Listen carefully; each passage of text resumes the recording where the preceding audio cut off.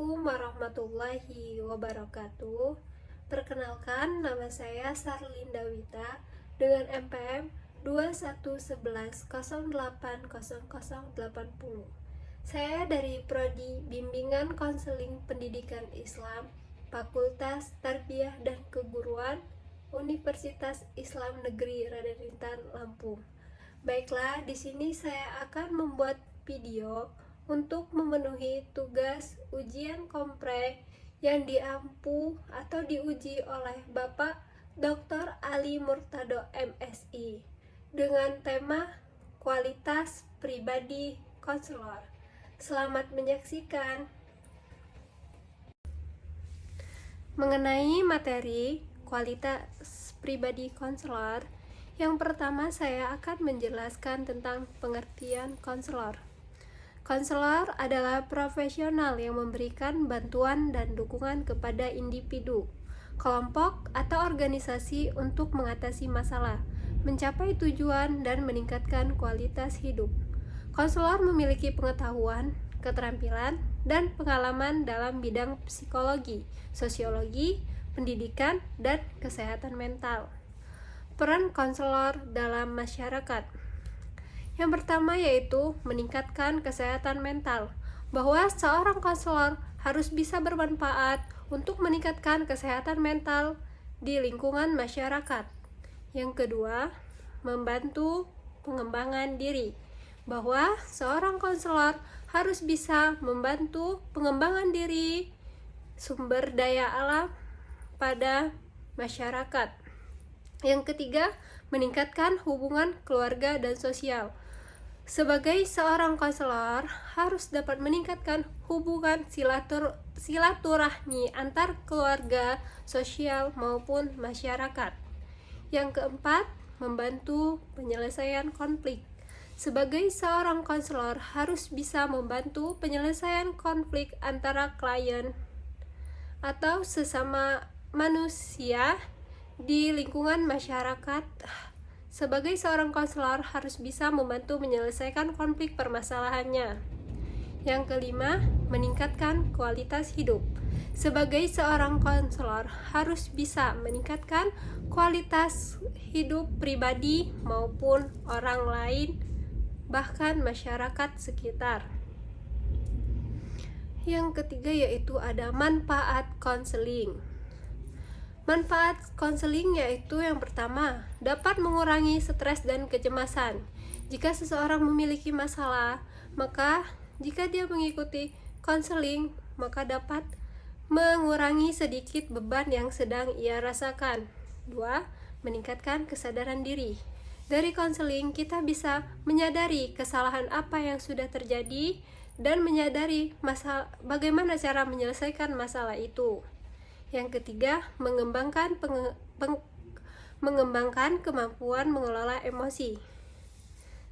Dengan konseling kita bisa mengembangkan kemampuan pengelolaan emosi terhadap orang lain atau orang di sekitar.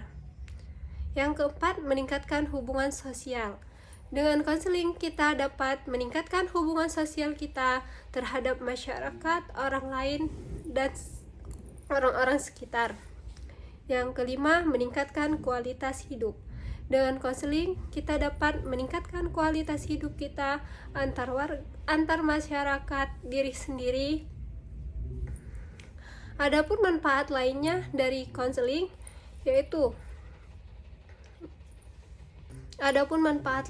dari konseling yaitu meningkatkan kesehatan fisik dan mental.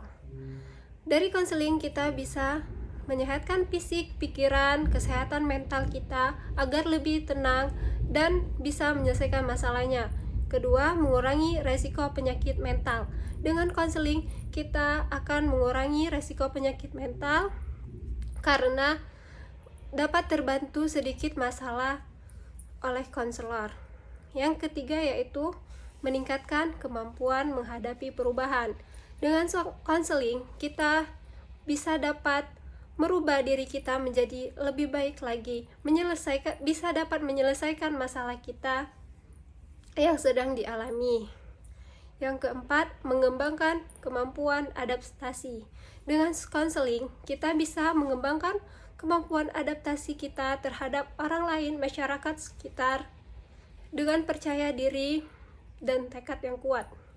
Yang kelima yaitu meningkatkan kepuasan hidup. Dengan konseling, kita dapat memahami arti dari kehidupan. Baiklah, saya akan menjelaskan materi mengenai kualitas pribadi konselor. Yang pertama yaitu bahwa seorang konselor harus memiliki rasa empati. Seorang konselor harus memiliki kemampuan memahami dan merasakan perasaan klien, agar klien merasakan kenyamanan kepada konselor untuk menceritakan masalah apa yang sedang dialami oleh klien. Yang kedua yaitu ada kerahasiaan. Seorang konselor harus bisa menjaga privasi dan kerahasiaan klien, supaya klien tidak ragu untuk menceritakan seluruh masalahnya yang sedang dialami oleh klien. Yang ketiga yaitu ada objektivitas, menghindari prasangka dan pendapat pribadi, bahwa seorang konselor mampu memberikan pendapat sebagaimana dengan masalah yang sedang dialami oleh klien. Yang keempat yaitu kemampuan mendengarkan, bahwa seorang konselor mampu mendengarkan aktif dan memahami kebutuhan klien tentang masalah apa yang sedang dialami oleh klien. Jadi di sini seorang konselor harus mampu mendengarkan seluruh cerita yang dialami oleh seorang klien. Yang kelima yaitu kemampuan komunikasi. Seorang konselor memiliki kemampuan berkomunikasi efektif dan jelas agar lebih mudah didengar dan dipahami oleh klien. Yang keenam yaitu integritas. Seorang konselor mampu menjaga etika dan standar profesional agar lebih disegani dan dihormati oleh klien. Yang ketujuh yaitu ada kemampuan analitis. Seorang konselor mampu menganalisis masalah dan mencari solusi agar masalah yang dialami klien cepat terselesaikan atau dapat diselesaikan dengan baik. Yang kedelapan yaitu kemampuan emosional. Seorang konselor mampu mengelola emosi dan stres agar klien merasa nyaman kepada konselor dan klien tidak memiliki rasa takut ataupun cemas untuk menceritakan seluruh masalah yang sedang dialaminya. Yang kesembilan yaitu ada kemampuan adaptasi. Seorang konselor mampu menyesuaikan diri dengan situasi dan klien. Konselor mampu memberikan rasa empati agar klien bisa sangat terbuka kepada seorang konselor. Yang ke-10 yaitu kemampuan refleksi. Seorang konselor mampu merefleksikan diri dan memberikan kualitas dan memperbaiki kualitas konseling agar konseling yang dilaksanakan berjalan dengan baik. Sebagai seorang konselor yang berkualitas, maka lebih dari 10 yang sudah saya sebutkan tadi. Ada lagi yaitu keterampilan konselor. Dari keterampilan konselor ini terbagi menjadi 8. Yang pertama yaitu keterampilan aktif mendengarkan. Sebagai seorang konselor harus sangat aktif dan bisa mendengarkan cerita dan masalah yang diceritakan oleh seorang klien. Yang kedua yaitu keterampilan bertanya. Sebagai seorang konselor, kita harus mampu bertanya untuk masalah apa yang sedang dialami atau bagaimana cara menyelesaikan masalah yang sedang dialami oleh klien. Yang ketiga yaitu keterampilan memberikan umpan balik. Sebagai seorang konselor, kita harus mampu memberi umpan balik supaya klien bisa menceritakan masalahnya dengan baik, dengan nyaman, dan lebih terbuka lagi. Yang keempat yaitu keterampilan klarifikasi. Sebagai seorang konselor harus mampu mengklarifikasikan masalah yang sedang dialami oleh seorang klien. Yang kelima yaitu keterampilan memecahkan masalah. Sebagai seorang konselor, maka harus sangat mampu untuk memecahkan masalah yang sedang dialami oleh klien, bahwa kita bisa menyelesaikan atau membantu untuk meringankan masalah yang sedang dialami oleh klien. Yang keenam yaitu keterampilan mengembangkan rencana aksi, bahwa kita harus bisa memberi aksi kepada seorang klien agar dia lebih semangat untuk menyelesaikan masalahnya atau bisa menerima masalah yang sedang dialaminya. Yang ketujuh yaitu keterampilan mengelola konflik, bahwa kita sebagai seorang konselor harus mampu mengelola konflik yang sedang dialami oleh seorang klien. Yang kedelapan yaitu keterampilan mengembangkan hubungan. Sebagai seorang konselor, kita harus bisa mengembangkan hubungan kita terhadap klien agar klien bisa merasakan kenyamanan kepada seorang konselor dan tidak ragu untuk menceritakan masalahnya kepada seorang konselor.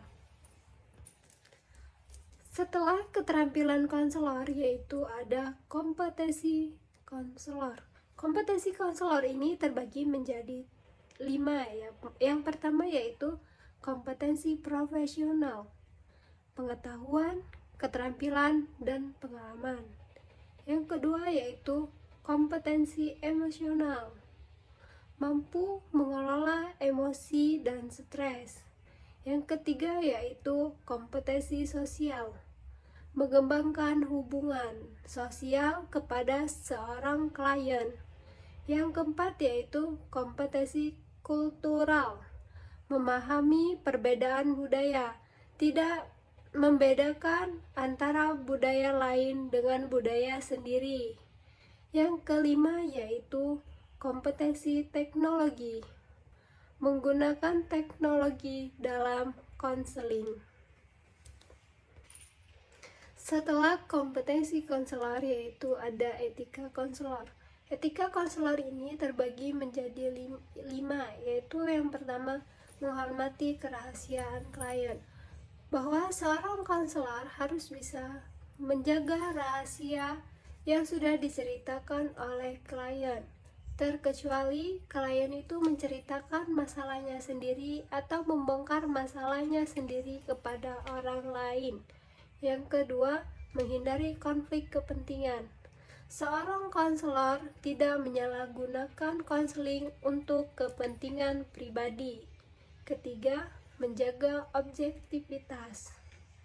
Keempat, menghormati hak klien. Seorang konselor harus bisa menghargai, menghormati hak yang ada pada klien. Kelima, yaitu mengikuti standar profesional. Seorang konselor harus mengikuti standar konseling yang profesional menurut bimbingan konseling. Setelah etika konselor yaitu ada pengembangan diri konselor. Pengembangan diri ini terbagi menjadi 5.